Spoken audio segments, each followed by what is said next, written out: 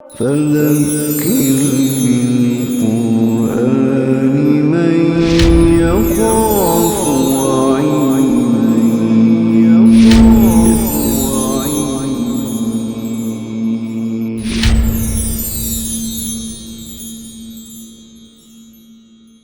یا ایھا الذین آمنوا اذکروا اللہ ذکرا کثیرا وسبحوہ بکرۃ واصیلا۔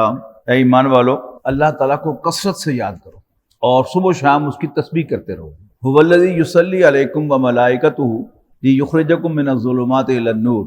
وہی تو ہے جو درود بھیجتا ہے، رحمت فرماتا ہے تم پر اے مسلمانوں، اور اس کے فرشتے بھی، تاکہ وہ تمہیں اندھیروں سے نکال کر روشنی میں لے آئے۔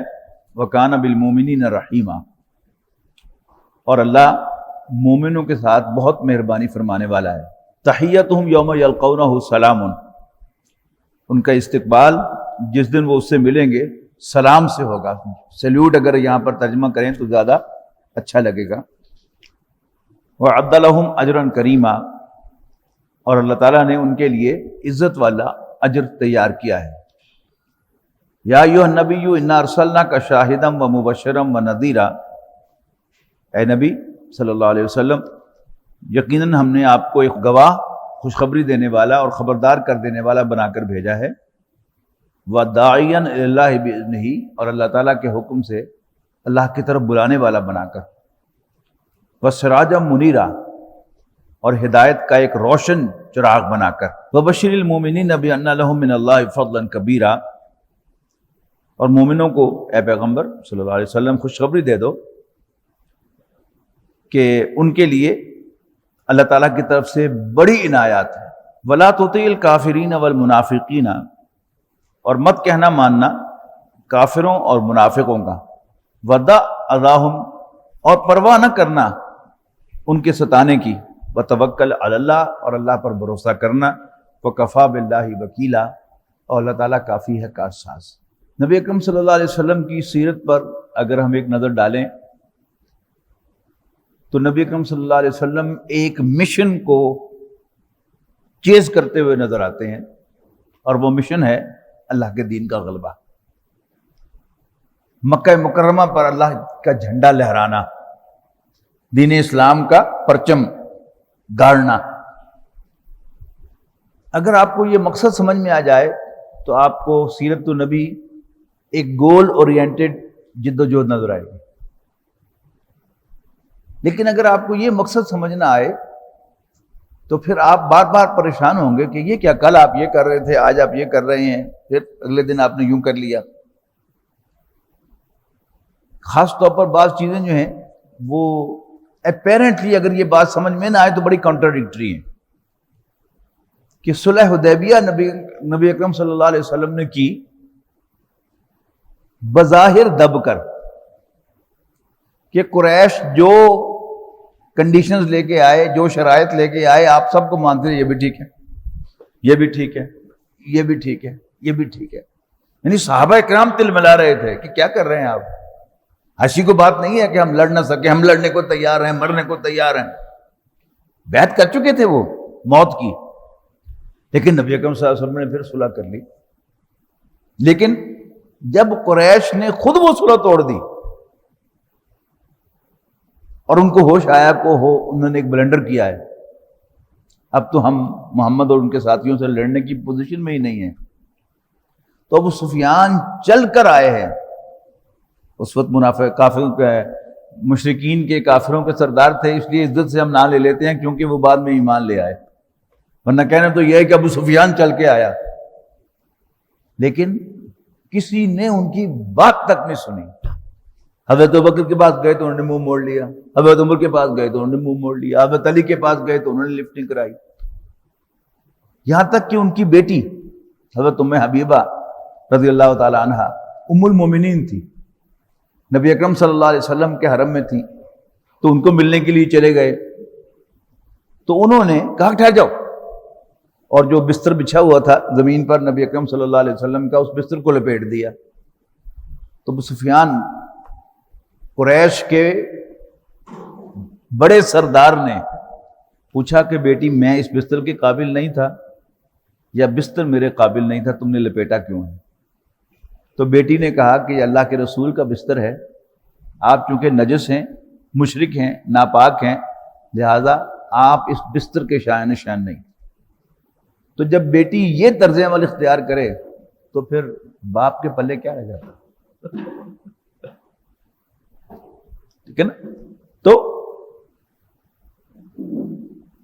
نبی اکرم صلی اللہ علیہ وسلم کا جو مشن ہے وہ بڑا آبویس، بڑا واضح ہے۔ تو میں کر رہا تھا کہ 1 سال پہلے سن 6 ہجری میں نبی اکرم صلی اللہ علیہ وسلم نے قریش سے ان کی شرائط پر صلح کی، اور 1 سال کے بعد وہ صلح کی تجدید کے لیے آئے تو کسی نے بات ہی نہیں سنی۔ اب جو ہمارے سیکولر لوگ ہیں صلح حدیبیہ کو بڑی اہمیت دیتے ہیں کہ یہ ہے اصل چیز۔ مولانا وحید الدین خان صاحب تشریف لائے ہوئے تھے لاہور میں، جب ان کا انتقال ہوا حال ہی میں انڈیا سے، تو ایک سیمینار تھا جو تنظیم اسلامی نے ارینج کیا تھا، ڈاکٹر سرار احمد صاحب نے بلایا ہوا تھا، تو بہت سے علماء کو دعوت دی تھی کہ آئیں اور جو فکر میں پیش کر رہا ہوں اس پر تنقید کریں یا اس کی تصویب کریں، تو ان کو بھی بلایا تھا۔ تو انہوں نے اسی کو بنیاد بنایا تو کہ جی صلح حدیبیہ، دیکھو رسول اللہ صلی اللہ علیہ وسلم نے کوئی ضد نہیں کی، صلح جوئی جو ہے یہ اصل چیز ہے۔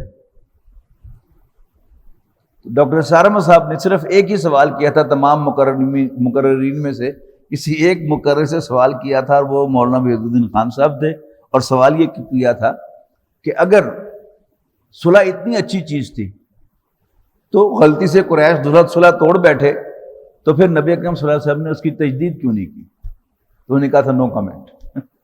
لیکن اگر آپ کو نبی اکرم صلی اللہ علیہ وسلم کا مشن سمجھ میں آ جائے کہ آپ کا ایک مشن تھا، اس مشن کے مطابق آپ چلے ہیں، جہاں اس مشن کے ساتھ صلح کرنا مطابقت رکھتا تھا تو آپ نے صلح کر لی، اور جب نبی اکرم صلی اللہ علیہ وسلم اسٹرانگ پوزیشن میں تھے اس مشن کے اعتبار سے، تو پھر نبی اکرم صلی اللہ علیہ وسلم نے صلح کی تجدید نہیں کی۔ آپ نے صلح نہیں توڑی، صلح تو قریش نے توڑی، لیکن نبی اکرم صلی اللہ علیہ وسلم نے اس کی تجدید نہیں فرمائی۔ تو وَلَا تُطِعِ الْكَافِرِينَ وَالْمُنَافِقِينَ، اور مت کہنا ماننا کافروں اور منافقوں کا، وَدَعْ أَذَاهُمْ، اور پرواہ نہ کرنا ان کی اذیتوں کی، وَتَوَكَّلْ عَلَى اللَّهِ، اور اللہ پر بھروسہ کرنا، وَكَفَى بِاللَّهِ وَكِيلًا، اور اللہ تعالیٰ کافی ہے کارساز۔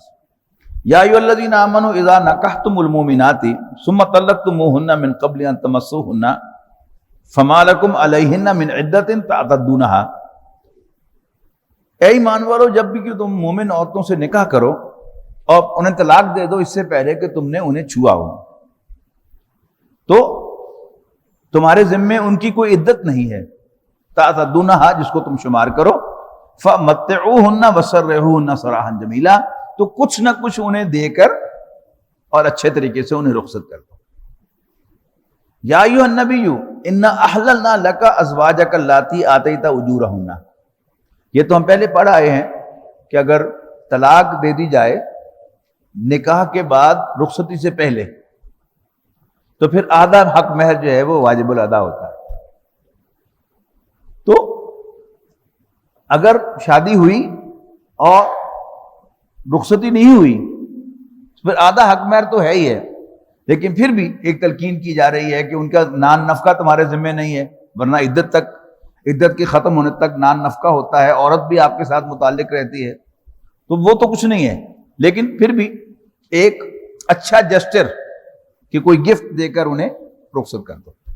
یا ایھا النبی، ایس نبی صلی اللہ علیہ وسلم، انا احللنا لک ازواجک اللاتی آتیت اجورہن وما ملکت یمینک، اے نبی یقیناً حلال کر دی ہیں تمہارے لیے تمہاری وہ بیویاں جن کے مہر تم نے ادا کر دیے ہوں، اور وہ لونڈیاں جو تمہاری ملک میں ہیں، مما افاء اللہ علیک، جو اللہ تعالیٰ نے مال غنیمت میں آپ کو یا مال فے میں عطا کی ہیں، وہ بنات عمیک و بنات عماتک، اور تمہارے چچا کی بیٹیاں اور تمہاری پھوپھی کی بیٹیاں، وہ بنات خالک، تمہارے ماموں کی بیٹیاں، وہ بنات خالاتک، تمہاری خالاؤں کی بیٹیاں، اللاتی ہاجرن معک، جنہوں نے تمہارے ساتھ ہجرت کی ہے، وامرأۃ مومنۃ، اور مومن عورت، ام وہبت نفسہا للنبی ان اراد النبی ان یستنکحھا، یہ خاص اجازت سے نبی اکرم صلی اللہ علیہ وسلم کے لیے کہ کچھ عورتوں نے نبی اکرم صلی اللہ علیہ وسلم سے درخواست کی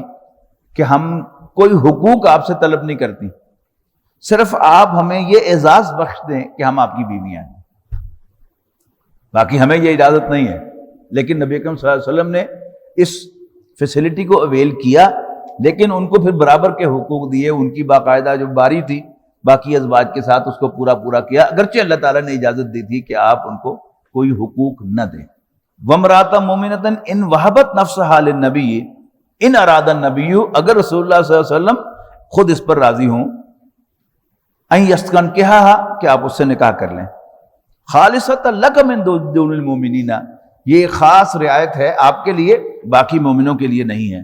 قد علمنا ما فرضنا علیہم فی ازواجہم، ہمیں خوب معلوم ہے کہ کیا فرض کیا ہے ہم نے مومنوں پر ان کی بیویوں کے سلسلے میں، وما ملکت ایمانہم، اور ان کی لونڈیوں کے بارے میں، لکی لا یکون علیک حرج، تاکہ اے نبی آپ پر کوئی تنگی نہ آئے، وکان اللہ غفورا رحیما، اور اللہ تعالیٰ بخشنے والا مہربان ہے۔ ترجی من تشاء منہن وتؤوی الیک من تشاء، آپ کو اختیار ہے خود سے الگ رکھو جس کو چاہو ان بیویوں میں سے، وتؤتی الیک من تشاء، اور جس کو چاہو اپنے پاس رکھو۔ یہ بھی خصوصی اختیار تھا نبی اکرم صلی اللہ علیہ وسلم کا، ممن ازلتا، ان میں سے کہ جن کو آپ نے علیحدہ کیا تھا۔ فلا جناح علیک، تو اس پر بھی تمہیں کوئی گناہ نہیں ہے تم پر۔ ذالک ادنیٰ ان تقر اعینہن، اس طریقے سے زیادہ توقع ہے کہ وہ ان کی آنکھیں ٹھنڈی رہیں، ولا یحزن، اور وہ غم نہ کھائیں، ویرضین بما آتیتہن کلہن، اور راضی رہیں اس پر جو آپ سب کی سب کو ادا کریں۔ واللہ یعلم ما فی قلوبکم، اور جو کچھ تمہارے دلوں میں ہے مسلمانوں اللہ تعالیٰ جانتا ہے، وکان اللہ علیما حلیما، اور اللہ تعالیٰ جاننے والا بردبار ہے۔ بردبار پھر مشکل لفظ ہے فارسی کا، ٹالریٹ کرنے والا، جو فوری طور پر انتقام نہ لے، سزا نہ دے، اسے حلیم کہتے ہیں۔ لا یحل لک النساء من بعد، یعنی ایک وقت آیا کہ پھر نبی اکرم صلی اللہ علیہ وسلم پر پابندی لگا دی گئی، یعنی مسلمانوں پر پابندی تھی کہ وہ 4 شادیاں کر سکتے ہیں۔ نبی اکرم صلی اللہ علیہ وسلم کو اجازت دی گئی کہ آپ اس سے زائد کر سکتے ہیں، لیکن اس کے بعد پھر یہ آیت آ گئی کہ اب اور شادی آپ نہیں کر سکتے، نہ ایون باقی مسلمانوں کو تو 4 میں یہ اجازت ہے نا، 4 میں سے 1 طلاق دے دی، پھر وہ ایک اور شادی کر سکتے ہیں، پھر 2 کو طلاق دے دی آپ، وہ 2، یعنی 4 کا نمبر جو ہے پورا کرنا ضروری ہے۔ تو نبی اکرم صلی اللہ علیہ وسلم کو پہلے اضافی اختیار دیا گیا اور پھر بالکل پابندی لگا دی گئی، اب اس کا ذکر آ رہا ہے۔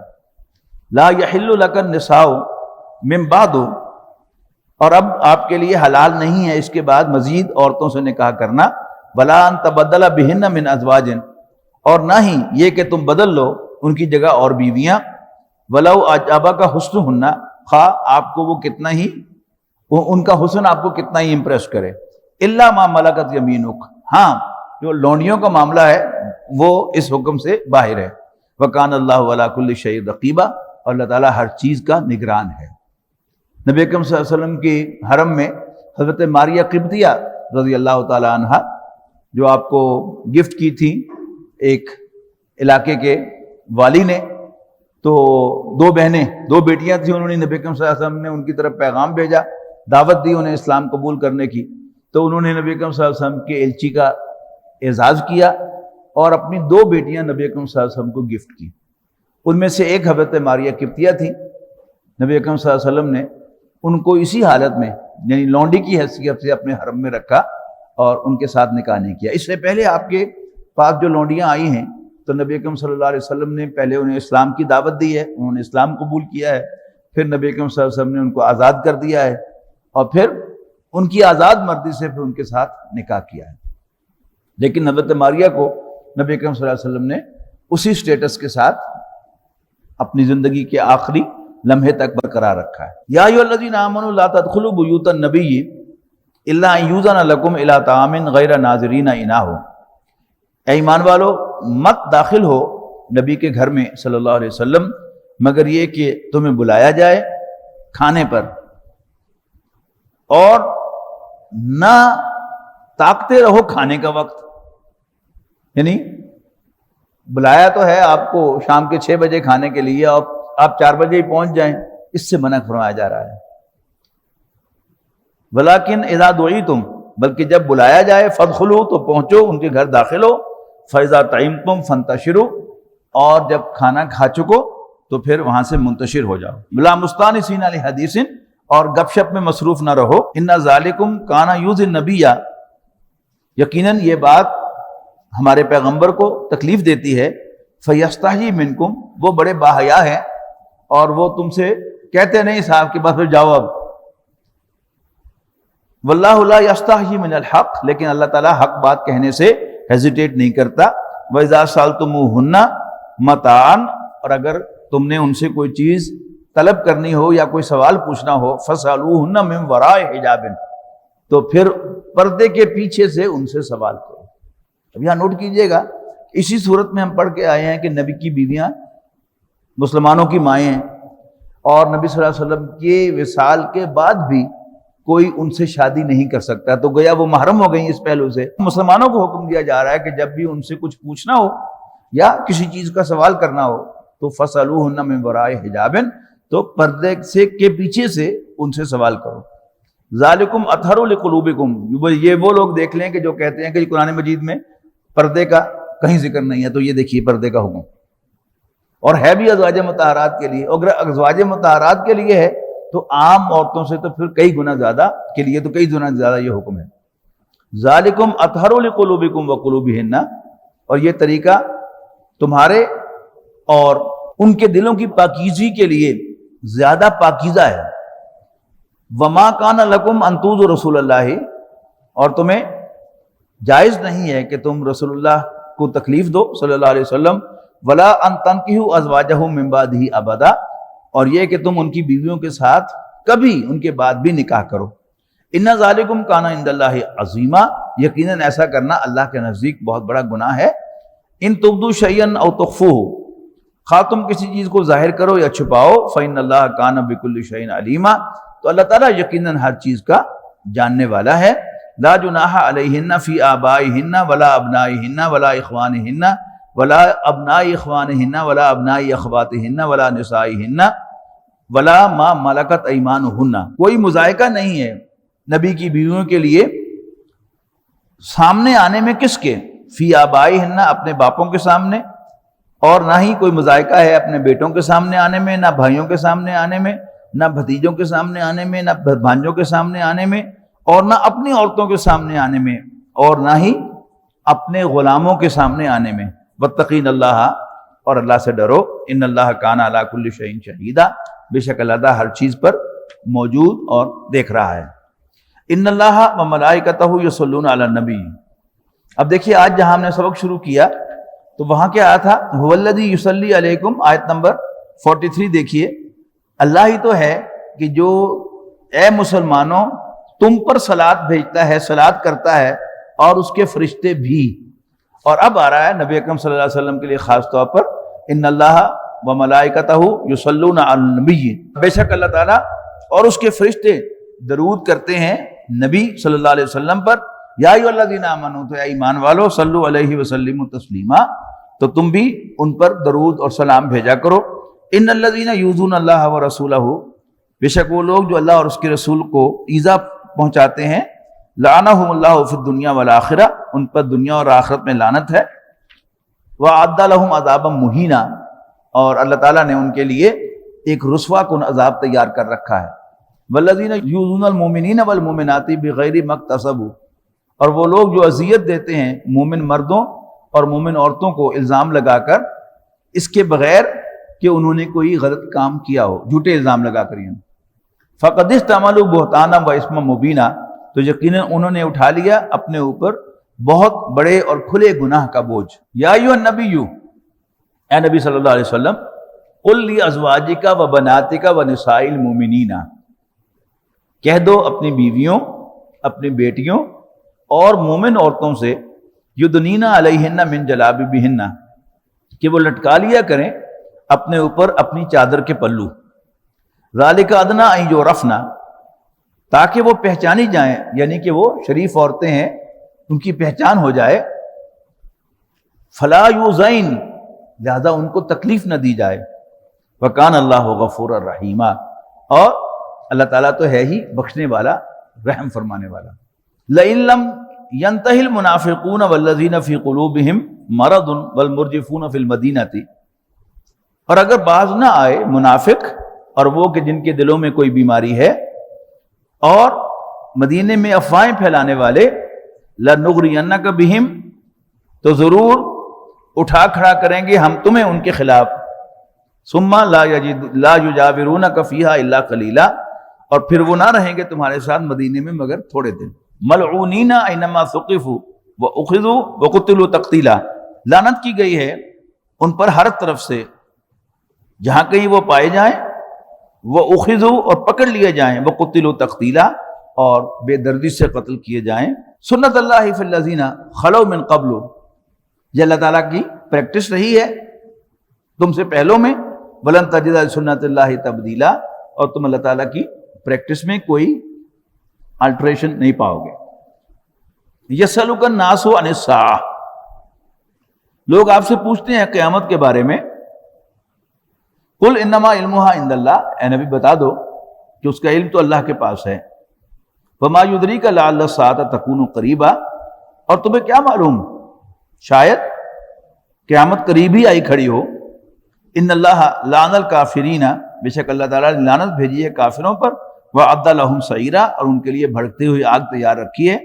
خالدین فیہا ابدا، اس میں ہمیشہ ہمیش رہنے کے لیے. لا یجدون ولیا ولا نصیرا، اور نہ پائیں گے وہ اپنے لیے کوئی حامی اور نہ ہی کوئی مددگار. یوم تقلب وجوہہم، اور جس روز الٹ پڑیں گے ان کے چہرے، فی النار، آگ پر. یقولون یا لیتنا، اور کہیں گے ہائے ہماری شامت. اطعنا اللہ و اطعنا رسولہ، کاش کہ ہم نے اللہ اور اللہ کے رسول کا کہنا مانا ہوتا. وقالوا ربنا انا اطعنا سادتنا وکبراءنا، اور کہیں گے کہ اے ہمارے رب ہم نے تو کہنا مانا اپنے سرداروں اور بڑوں کا. فاضلونا سبیلا، لیکن انہوں نے ہمیں سیدھے راستے سے بھٹکا دیا. ربنا آتہم ضعفین من العذاب، تو اے ہمارے رب ان کو دگنا عذاب دے. ولعنہم لعنا کبیرا، اور ان پر بڑی لعنت بھیج. یا ایھا الذین آمنوا لا تکونوا کالذین عادوا موسیٰ، اے ایمان والو ان لوگوں کی طرح نہ ہو جانا کہ جنہوں نے موسیٰ کو اذیتیں دی تھی. فبرأہ اللہ مما قالوا، تو بری کر دیا اللہ تعالیٰ نے ان کی باتوں سے موسیٰ علیہ السلام کو. وَكَانَ عِندَ اللَّهِ وَجِيهًا، یقیناً وہ اللہ کے نزدیک بڑے باعزت تھے. بخاری کی ایک روایت کے مطابق حضرت موسیٰ علیہ السلام بڑے حیادار آدمی تھے، جیسا کہ ہر نبی ہوتا ہے، لیکن جو مخالفین ہوتے ہیں ان کو اعتراض کرنے کے لیے کوئی نہ کوئی پوائنٹ چاہیے ہوتا ہے. تو وہ کہتے تھے کہ اصل میں موسیٰ کے جسم میں کوئی عیب ہے جس کو چھپانے کے لیے یہ ہمیشہ کپڑے پہن کے رکھتا ہے. ظاہر ہے حالانکہ موسیٰ علیہ السلام کی اس وجہ سے تو کپڑے پہن کے نہیں رکھتے تھے، حیا کی وجہ سے اللہ کو راضی کرنے کے لیے وہ کپڑے پہن کے رکھتے تھے. تو ایک جگہ ایک پتھر کی اوٹ میں حضرت موسیٰ علیہ السلام نے کپڑے اٹھا کر اتار کے رکھے ہوئے تھے اس پتھر کے اوپر، اس کی اوٹ میں نہا رہے تھے. تو اللہ تعالیٰ نے حضرت موسیٰ علیہ السلام کا وہ بے عیب جسم دکھانے کے لیے، جب آپ نہا کے فارغ ہوئے اور کپڑے پہننے لگے تو پتھر جو ہے وہ چل پڑا، اور حضرت موسیٰ جو ہے وہ اس پتھر کے پیچھے پیچھے بھاگے، اور سب لوگوں نے دیکھ لیا کہ موسیٰ علیہ السلام کے جسم میں معاذ اللہ کوئی عیب نہیں ہے، بلکہ ان کا جسم بے عیب ہے، لیکن وہ اپنے حیا کی وجہ سے اپنے کپڑے نہیں اتارتے. یا ایھا الذین آمنوا اتقوا اللہ وقولوا قولا سدیدا، اے ایمان والو اللہ سے ڈرو اور سچی بات کیا کرو. یصلح لکم اعمالکم، اللہ تعالیٰ تمہارے معاملات کو فکس کر دے گا. ویغفر لکم ذنوبکم، اور تمہارے گناہوں کو بخش دے گا. انسان سے جب کوئی غلطی ہوتی ہے تو اس غلطی کو کور کرنے کے لیے وہ جھوٹ کا سہارا لیتا ہے. اللہ تعالیٰ یہاں بڑا خوبصورت حکم دے رہا ہے کہ تم سچی بات کرو، تمہارا جو معاملہ بگڑ گیا ہے، خراب ہو گیا، اس کو ہم فکس کریں گے، وہ ہم پہ چھوڑ دو. یصلح لکم اعمالکم، اللہ تعالیٰ تمہارے معاملات کو درست کر دے گا. ویغفر لکم ذنوبکم، تمہارے گناہوں کو بخش دے گا. ومن یطع اللہ ورسولہ، اور جو کوئی اللہ اور اس کے رسول کی اطاعت کو اختیار کرے گا فقط فاز فوزا عظیما، تو وہ بہت بڑی کامیابی کو حاصل کر لے گا۔ انا عرضنا الامانۃ علی السماوات والارض والجبال فابین ان یحملنها واشفقن منها وحملها الانسان، بے شک ہم نے امانت کو پیش کیا آسمانوں، زمین، پہاڑوں، اور پہاڑوں کے سامنے ان سب نے انکار کر دیا اس کو اٹھانے سے، واشفقن منها اور اس سے ڈر گئے، وحملها الانسان لیکن انسان نے اس کو اٹھا لیا۔ اب اللہ تعالیٰ نے انسان کو تخلیق ہی اس لیے کیا تھا، لیکن ایک کہنے کا یہ انداز ہوتا ہے کہ اللہ تعالیٰ نے نہ سورج کو، نہ چاند کو، نہ آسمان کو، نہ زمین کو، نہ پہاڑوں کو، نہ سمندروں کو اس کام کے لیے بنایا تھا۔ اللہ تعالیٰ نے وہ جو ٹرسٹ آف پرسنالٹی تھا، وہ جو روح کا بوجھ تھا، اس کے قابل بنائے انسان کو تھا، لیکن ایک ڈسکرپشن کا انداز ہے کہ بجائے یہ کہنے کے کہ ہم نے ایک بہت بڑی امانت جو تھی وہ رکھی تھی اور اس کا اہل ہم نے ان کو نہیں بنایا تھا، انسان کو بنایا تھا، یوں کہا ہے کہ ہم نے وہ امانت پیش کی آسمان، زمین اور پہاڑوں کے سامنے، انہوں نے کہا sorry we can't bear it, ہم نہیں اس کو اٹھا سکتے، وحمل الانسان اور انسان نے اس کو اٹھا لیا۔ جبکہ پورے قرآن مجید میں آپ کو یہ ملتا ہے کہ اللہ تعالیٰ نے انسان کو تخلیق کیا اس کام کے لیے اور اس کے اندر عقل رکھی، پھر اس میں روح ڈالی۔ انہ کان ظلوما جہولا، یقیناً انسان بڑا مس اپروپریٹ کرنے والا اور بڑا جذباتی ہے۔ لیعذب اللہ المنافقین والمنافقات، یعنی یہ جو سارا پروسیس تھا تخلیق کا اور انسان کا اس میں سے صاحب عقل ہونا، صاحب روح ہونا، یہ کس لیے تھا؟ ایک نتیجے کے لیے تھا، وہ کیا تھا؟ لیعذب اللہ المنافقین والمنافقات والمشرکین والمشرکات، تاکہ اللہ تعالیٰ منافق مردوں اور منافق عورتوں، مشرک مردوں اور مشرک عورتوں کو عذاب دے، وَيَتُوبُ اللَّهُ وَيُتُوبُ اللَّهُ عَلَى الْمُؤْمِنِينَ وَالْمُؤْمِنَاتِ، اور توبہ قبول کر لے مومن مردوں اور مومن عورتوں کی، وَكَانَ اللَّهُ غَفُورًا رَحِيمًا، اور اللہ تعالیٰ تو بڑا بخشنے والا، رحم فرمانے والا ہے۔